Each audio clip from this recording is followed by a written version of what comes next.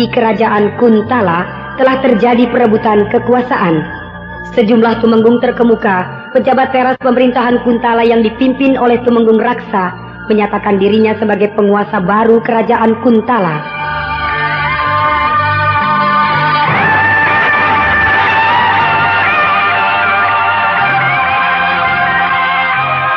Peristiwa besar tersebut dengan cepat menyebar ke segenap pelosok jagat.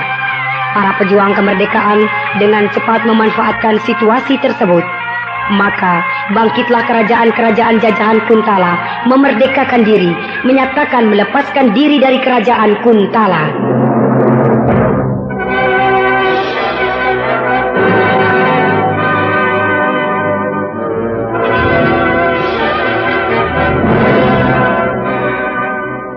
Wahai saudara-saudaraku, para pejuang pembebasan rakyat Niskala, hari ini adalah hari yang kita tunggu-tunggu.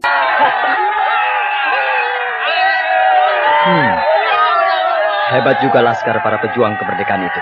Iya, kalau melihat mereka, saya jadi ingat ketika dulu kita seperti mereka. Berangkat ke pusat kerajaan Madangkara untuk membebaskan rakyat Madangkara dari belenggu penjajah. Tapi aku melihat suatu keganjilan, Kotawa. Apa itu? Mantili dan Samba tidak seperti biasanya. Hal itulah yang hendak aku sampaikan kepadamu sejak kau datang ke sini. Oh ya? Iya. Rupanya antara Mantili dan Raden Samba ada sedikit perselisihan. Apakah ada urutannya dengan yang dulu? Ketika kita baru saja pulang dari Kuntala, di mana Mantili berhasrat pergi ke sini untuk membantu perjuangan rakyat Niskala. Tapi Raden Samba keberatan. Benar. Dan rupanya hal itu belum selesai secara tuntas. Kenapa Mantili bersikap begitu? Bukankah Raden Samba sendiri sudah berada di sini? Raden Samba berada di sini bukan semata-mata untuk membantu perjuangan rakyat Niskala, melainkan mencari Mantili yang pergi tanpa pamit. Pergi tanpa pamit bagaimana? Di dalam perjalanan mereka menuju ke kerajaan Sanggam di waktu malam hari. Diam-diam Mantili pergi, meninggalkan Raden Samba, yaitu sendirian di dalam hutan. Tentu saja Raden Samba agak marah. Kemudian dia mencarinya sampai ke sini. Dasar darah muda. Keduanya terlibat dalam pertengkaran cukup sengit. Dan akibatnya sampai sekarang masih terjadi perang dingin di antara mereka. Kenapa Mantili jadi keras kepala begitu? Hal itulah yang Raden Samba tidak mengerti. Kenapa Mantili berubah begitu cepat dan mendadak? Tanpa sebab, tanpa apa. Tiba-tiba saja, seperti tidak suka kepada Raden Samba. Apakah pernah kau tanyakan sendiri kepada Mantili? Aku tanyakan langsung padanya, dan jawabannya pendek saja. Jenuh tinggal di keraton. Hanya itu. Entahlah, kalau kau sendiri yang menanyakannya pada dia. Iya. Aku akan mencari waktu yang tepat untuk menanyakannya pada Mantili.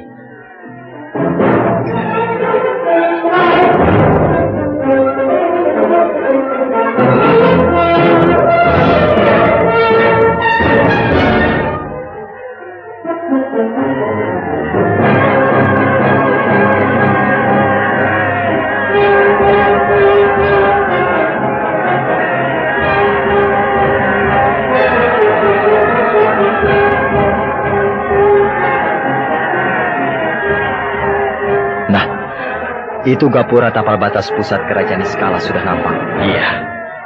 Tapi kenapa Dewi Harnum belum menyiagakan pasukannya? Iya. Dari kejauhan nampak dua orang menunggang kuda, memacu kudanya dengan kencang menuju ke sini.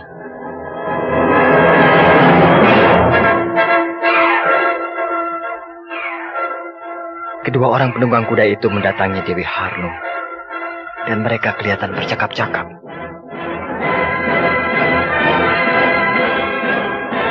Pasukan! Berhenti! Ada apa Dewi Harnum menghentikan pasukannya? Rupanya ada berita penting yang dibawa oleh dua orang penunggang kuda yang baru datang itu. Saudara-saudaraku, para pejuang pembebasan rakyat Niskala, Dewata beserta kita, musuh sudah menyerah tanpa syarat. Kita menang tanpa perang.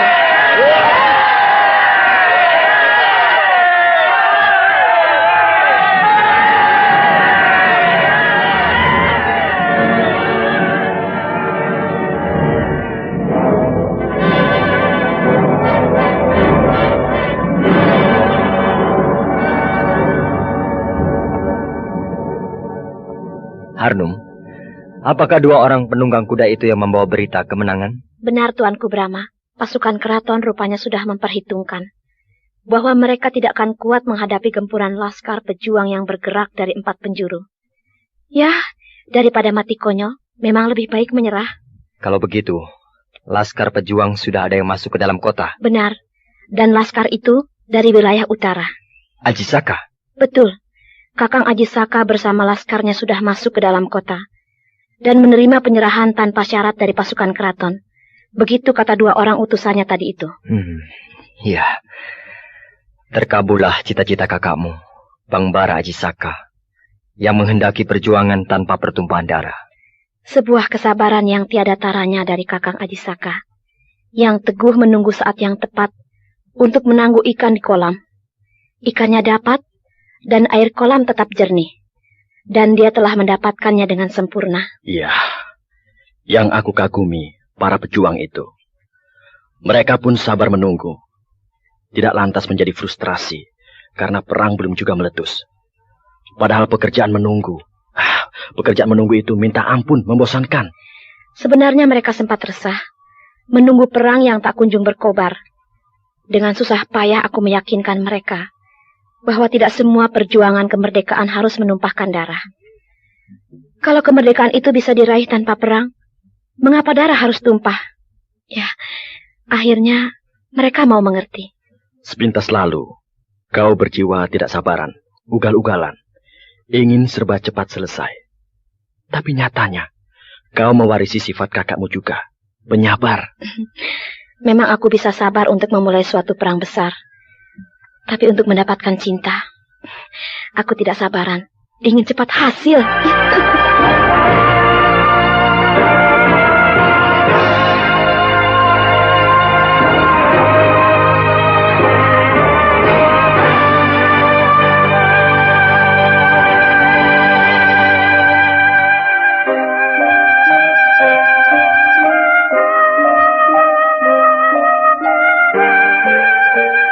Bagaimana menurutmu negeriku kerajaan Niskala ini, Mantili? Sebuah negeri yang indah dengan rakyatnya yang ramah. Tapi kata orang, keindahan negeri Niskala tak ada seujung rambut keindahan negeri Sanggam. Ah, tidak juga. Menurutku, selisihnya tidak banyak. Oh ya? Iya. Bedanya tidak banyak, cuma sedikit saja. Kerajaan Sanggam indah, kerajaan Niskala jelek. Tapi rupanya aku tidak bisa lama-lama di sini, Harnum. Kenapa? Harus mempersiapkan rencana pertemuan raja-raja dari 6 kerajaan yang baru merdeka, bukan? Alah, tidak perlu tergesa-gesa, aku kira. Justru harus gerak cepat. Rencana penyerbuan besar-besaran kerajaan Kuntala harus dimatangkan secepatnya. Mumpung kerajaan Kuntala sedang kacau. Iya, benar. Itulah, aku harus cepat pulang ke Madangkara untuk mempersiapkan segala sesuatunya. Serahkan saja tugasmu pada orang lain. Kau tetap di sini. Kenapa begitu? Aku senang sama kamu. Aku ingin kau tinggal di sini, bersamaku membantu Kakang Aji Saka membangun negeri Niskala. Percayalah, Harnum, aku akan sering datang ke sini. Awas kalau kau bohong. Aku tidak akan dusta. Hatiku rasanya bahagia sekali. Selain melihat negeriku ini sudah merdeka, juga melihat semua kerajaan sekutu kita, 6 kerajaan sekaligus berhasil meraih kemerdekaan. Iya. Itu semua jasa Tuanku Brahma. Maaf, aku bukan memuji kakakku sendiri. Tidak apa. Memang sudah sepantasnya kakakmu, Tuanku Brahma, mendapat pujian. Sebab gagasannya mempersatukan semua kerajaan terjajah sungguh gemilang. Semua itu membuat kerajaan-kerajaan terus-menerus mengadakan hubungan. Diam satu, diam semua. Bangkit satu, bangkitlah semuanya. Serentak mengobarkan perang kemerdekaan. Dan sukses. Kalau bergerak sendiri-sendiri, tidak mungkin berhasil, Mantili. Dan persatuan itu harus terus dibina. Bukan hanya untuk perang saja, melainkan juga untuk bahu-membahu, saling bantu di dalam membangun kesejahteraan rakyat masing-masing kerajaan. Itulah yang menjadi impian Kakang Brahma. Dan saya kira impian itu akan menjadi kenyataan kalau semuanya tetap bersatu. Iya, benar. Itu Raden Samba dan Kotawa sedang berjalan menuju ke sini. Rupanya pertemuan di Pendopo Agung sudah usai. Wah, asik benar yang sedang berhandai-handai nih. Maklum, lama sekali meninggalkan keraton, jadi kangen banget menikmati kesegaran keratonku ini. Kau kangen pada keraton Niskala ini? Tentu saja. keraton ini kan tanah tumpah darahku. Ya, begitu juga aku. Maksudmu? Aku pun sudah kangen pada keratonku di kerajaan Sanggam. Jadi kau mau pulang? Iya.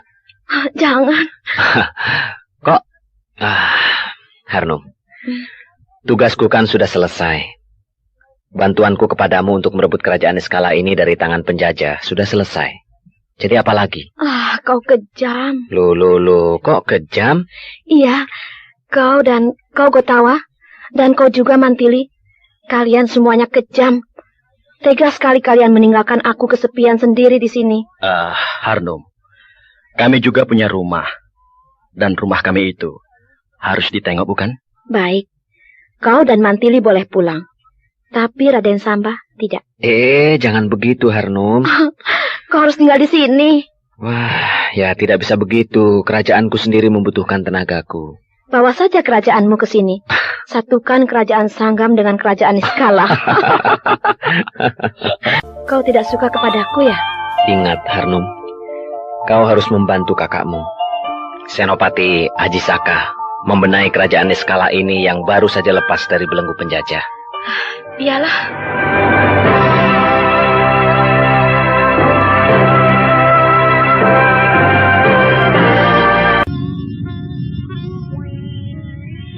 Ternyata raja kita yang baru itu, Baginda Raksa, sama saja dengan raja yang dulu. Maksudmu?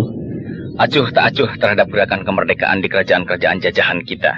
Bukan acuh tak acuh. Dibiarkan. Sama saja bukan? Lain, Kendala. Acuh tak acuh itu masa bodoh. Mau apa terserah. Tapi kalau didiamkan, itu pasti ada perhitungan. Perhitungan itu, apakah merupakan penyerbuan kepada kerajaan-kerajaan yang baru memerdekakan diri itu? Aku kira begitu. Berat, Kanjeng. Berat? Ada 6 kerajaan yang melepaskan diri dari kita. Nah, meskipun hebatnya angkatan perang kita yang kayak apa, tidak mungkin bisa tetap tangguh kalau harus dibagi menjadi 6 kekuatan. Itu namanya sama saja dengan dicerai-beraikan menjadi 6 serpihan. Tentu saja tidak sekaligus 6 kerajaan itu kita gempur. Melainkan satu persatu. Persis seperti dulu ketika kita mau menaklukkan mereka. Kalau 6 kerajaan itu bersatu padu, lalu menyerbu ke sini, bagaimana? Tidak mungkin. Sebab mereka tidak punya keberanian untuk itu. Mereka hanya ingin merdeka, titik. Tapi kelihatannya, ke-6 kerajaan itu terjalin kerjasama yang baik. Nah, kerjasama di antara mereka itu mungkin saja menjurus ke kekuatan perang. Menurut para penyelidik, kerjasama di antara mereka adalah kerjasama di bidang kesejahteraan rakyat. Biasanya itu kan cuma merupakan kedok saja. Maksudmu? Mereka gembar-gembor bahwa persatuan mereka bukanlah persatuan kekuatan perang, melainkan persatuan ekonomi. Padahal diam-diam mereka menata diri, mempersiapkan kekuatan perang bersama untuk menghadapi kerajaan adik kuasa. Kalau itu terjadi, mereka akan menerima akibatnya. Mereka harus siap untuk melakukan perang habis-habisan. Wah, ancur-ancuran.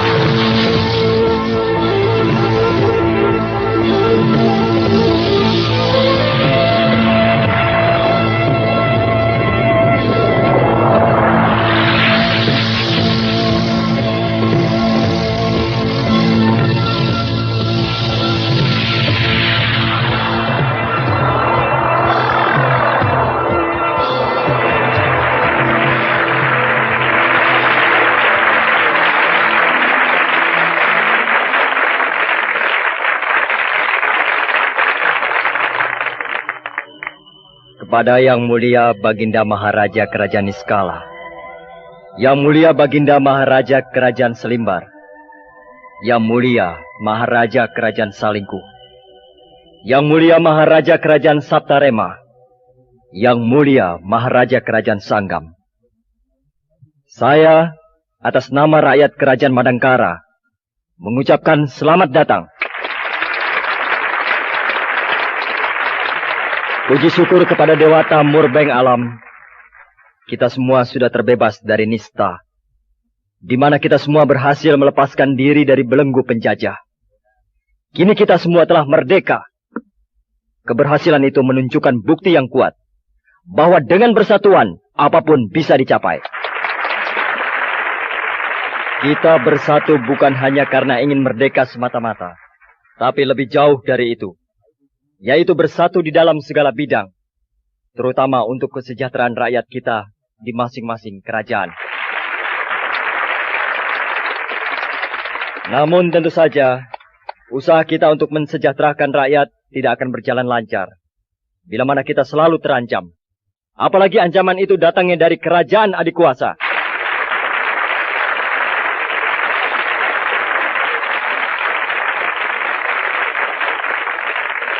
Tentu mereka akan bertindak. Dan tindakannya itu pasti akan menjurus kekuatan perang. Untuk itu kita semuanya harus bersiap-siap untuk menghadapi perang dengan kerajaan Kuntala. Seperti yang saya katakan pada pertemuan pertama, bahwa kita bisa saja melakukan penyerbuan besar-besaran ke kerajaan Kuntala. Akan tetapi kita sendiri harus siap dulu. Dalam arti kata, kita harus merdeka dulu. Nah, sekarang kita semua sudah merdeka. Maka dari itu, kita sudah bisa melakukan serangan bersama ke kerajaan Kuntala.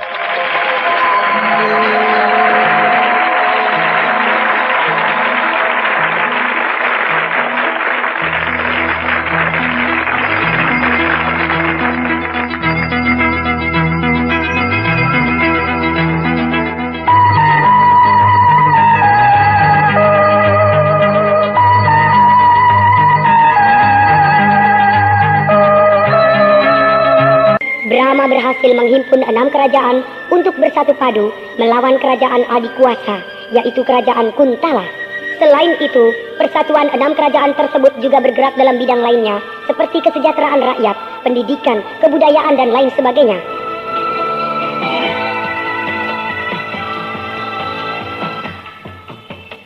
Mendekati hari-hari penentuan penyerbuan tersebut, terlihat kesibukan yang menyolok di ke-6 kerajaan itu, termasuk di kerajaan Madangkara. Namun di balik itu semua, perang dingin antara Raden Samba dan Mantili masih tetap berlangsung. Untuk itu, Brahma perlu memanggil Mantili.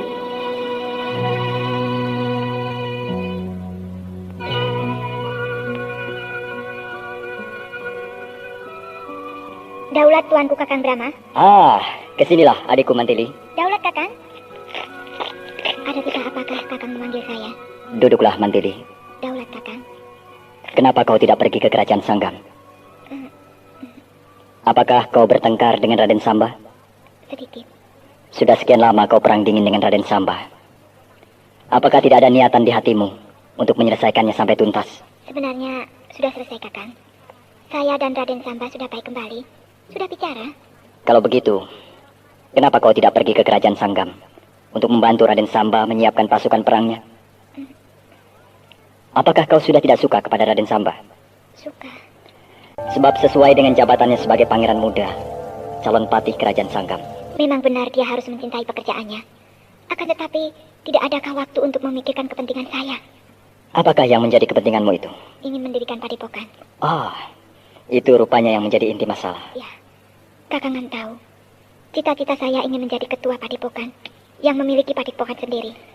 Kalau begitu sebelum kau dan Raden Samba berangkat ke kerajaan Kuntala untuk ikut membantu aku membebaskan Ramanda dan Ibunda, kau dan Raden Samba pernah berselisih mengenai rencanamu ingin mendirikan padepokan? Betul, Kakang.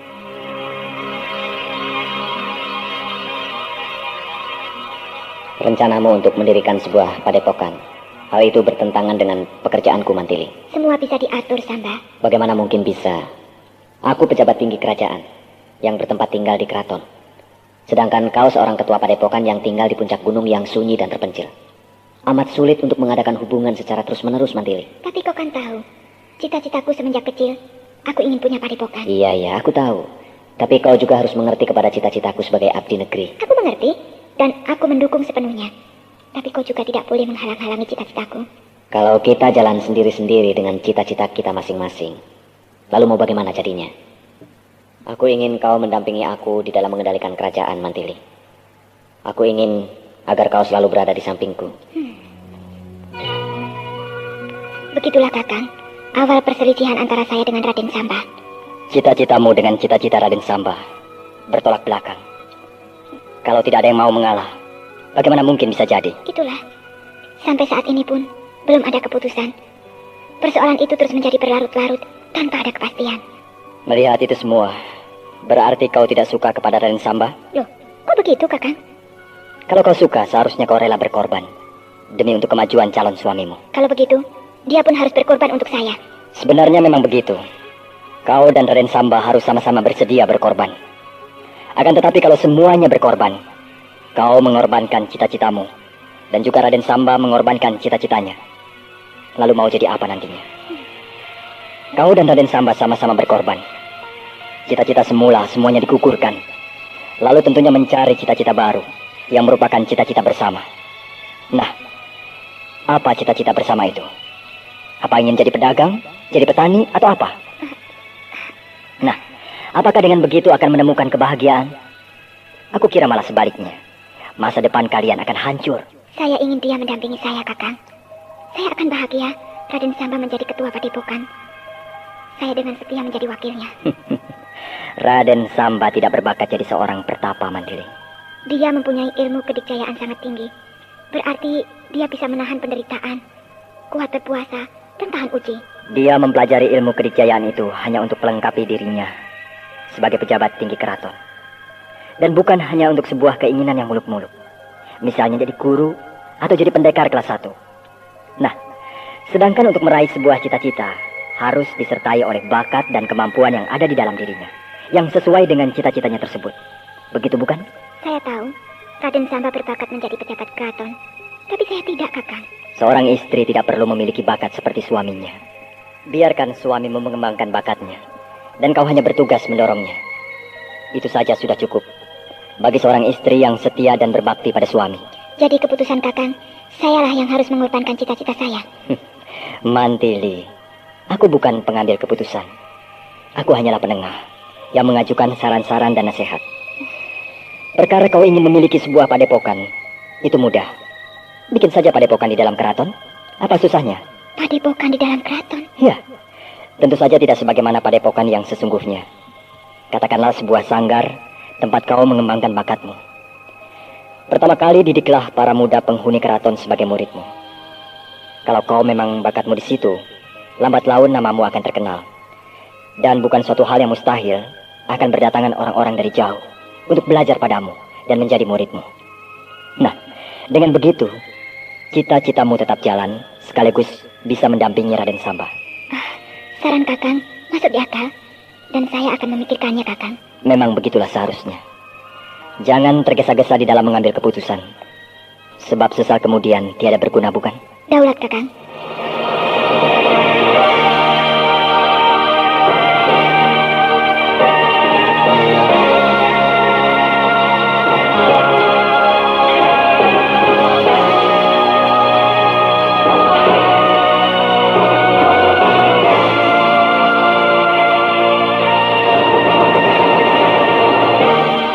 Daulat, tuanku. Kemarilah, Pati Kutawa. Saya tadi melihat Mantili keluar dari sini. Apakah tuanku telah mempertanyakan masalah antaranya dengan Raden Samba? Benar. Bagaimanakah hasilnya? Dia mau menerima saranku. Akan tetapi aku menyuruhnya untuk merenungkannya dengan matang. Syukurlah. Bagaimana? Sudah jadi gambar peta wilayah Kerajaan Kuntala? Sudah. Ini tuanku.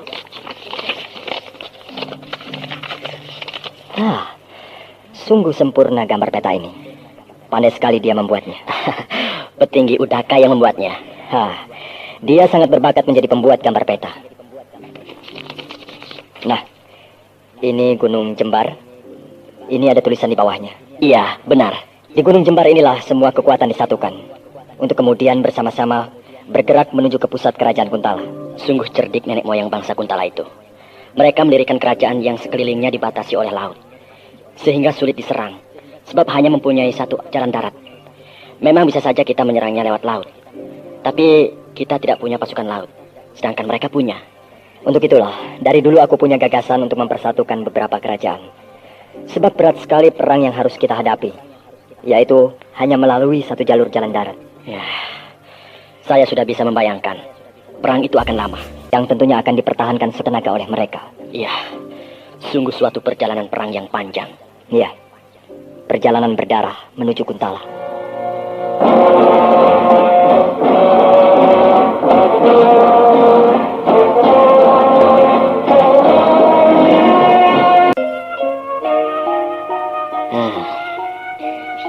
pertemuan rakyat ini sebaiknya menghadap ke timur. Ya, sebab sangat baik menantang sinar matahari di waktu pagi. Tapi kalau menghadap ke timur, berarti membelakangi pendopo agung. Tidak baik rasanya membelakangi pendopo yang terhormat itu. Apakah benar di sini rumahnya Pangeran Muda Raden Samba? Hah? Oh, Dewi Harnum. Oh, Apa kabar, Samba? adakah bertiup angin surgawi sehingga kau jauh-jauh dari kerajaan Niskala berkunjung ke sini? Bukankah dulu aku sudah berkata bahwa kalau perang di kerajaan sudah selesai, aku akan berkunjung ke sini? Iya. Tapi kenapa tidak memberi kabar dulu supaya aku bisa mengadakan penyambutan yang meriah? Justru itulah yang aku tidak mau. Loh, kenapa? Aku tidak mau resmi-resmian.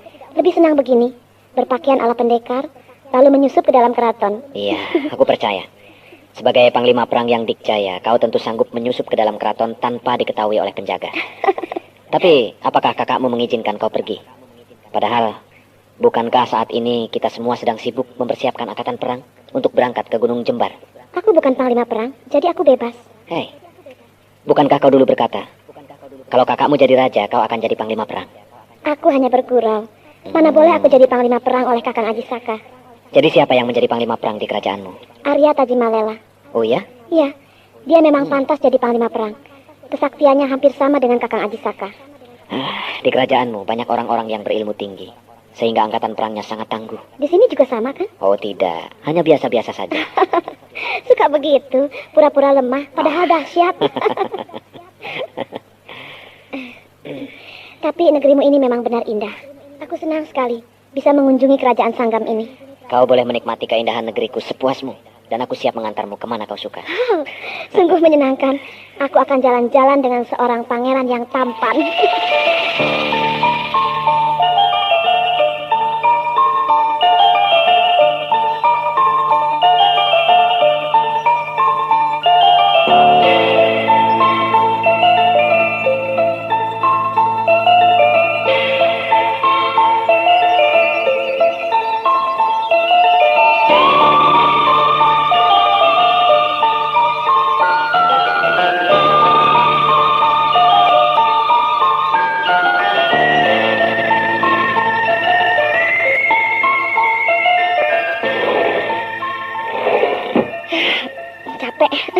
Capek tapi senang. Aku gembira sekali menjelajahi keindahan alam kerajaanmu ini. Tapi belum puas. Masih banyak tempat-tempat lainnya yang belum aku kunjungi. Ya, masih banyak waktu. Nah, sekarang kau istirahat. Besok kita ngeluyur lagi. Asyik.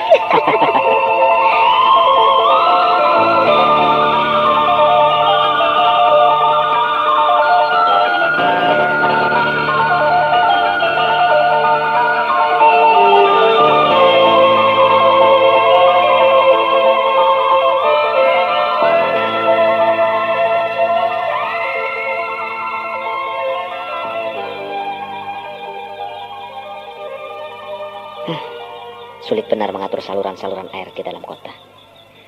Kok ngomel sendiri? Harnum? Oh, kau tidak tidur? Belum ngantuk? Oh, rupanya kau sedang merancang gambar tata kota. Kau mengerti gambar ini Tentu rupanya? saja, karena aku punya teman yang ahli menggambar rancangan tata kota. Iya. Tata saluran air perkotaan. Oh, iya. Aku merasa kewalahan membuat tata saluran air di dalam pusat kerajaan Sanggam ini. Sebab penuh dengan bangunan yang tidak mengindahkan kepentingan tata kota. Orang Kuntala memang begitu kalau membangun kota. Kacau. Kalau di negerinya sendiri, tidak. Oh ya? Iya. 6 tahun aku tinggal di pusat kerajaan Kuntala. Perencanaan pengembangan kota ditata dengan apik, teratur, dengan mengindahkan langkah ke masa depan. Lain kalau membangun di kerajaan jajahannya. Seenaknya. Sehingga kita mewarisi pekerjaan penjajah yang semrawut. Pada gambar yang kau buat ini, ada lahan yang memungkinkan untuk dibuat saluran utama. Ini pasar bukan? Loh, kau tahu rupanya? Tanda-tanda gambar dalam rancangan tata kota, aku mengenalnya. Dan biasanya tanda begini pasar. Ya, betul. Itu pasar. Kau bisa membuat saluran utama, melingkar ke arah belakang pasar ini. Sini. Biayanya tentu akan mahal. Tapi ya. bisa memecahkan masalah kesulitan pemasangan yang baru. Ya, memang bisa begitu. Akan tetapi, kau tahu sendiri kan, para pedagang di pasar itu selain sukar diawasi, juga kurang disiplin kalau membuang sampah. Nah, saluran utama bisa tercemar oleh sampah pasar, yang kemudian bila musim hujan tiba, bisa banjir. Ya, kalau begitu, kau harus mengorbankan yang ini. Oh, ini? Wah, Iya. ini kan pemukiman penduduk. Aku tahu. Lalu? Pindahkan penduduk yang ada di sini, lalu robohkan semua rumah-rumah mereka. Bersihkan, kemudian kau bisa dengan leluasa membangun saluran utama di situ. Wah, kejam sekali kau, Harnum. Itu kan manusia, bukan hewan yang bisa dipindahkan semau-maunya. Tentu saja harus dengan penggantian. Penggantian kerugian maksudnya? Iya, benar. Mengganti kerugian penduduk segitu banyaknya, biayanya besar sekali. Memang. Tapi dibandingkan dengan akibat dari pemasangan saluran utama di situ, maka sekian ribu penduduk lainnya, ya, katakanlah, rakyat pusat kota kerajaan Sanggam ini akan menikmati hasilnya, sekaligus meningkatkan kesejahteraan mereka. Ternyata kau memahami juga seluk-beluk tata kota. Sedikit. Baiklah, usulmu itu bagus. Akan aku bawa ke rapat pimpinan perencanaan kota. Ya, memang begitu sebaiknya. Loh, kau mau kemana, Harnum? Tidur. Ya, selamat tidur ya. Ceplas-ceplos dan agak kaku. Tapi jelas bahwa dia memahami kesulitanku dan mau membantu aku memecahkan masalah. Lain dengan Mantili. Dia sama sekali tidak menaruh minat terhadap pekerjaanku ini. Kalau aku mengajak dia bicara soal rancangan pengembangan tata kota, Mantili selalu acuh tak acuh. Aku jadi ingat Mantili. Kenapa dia belum datang menemui aku?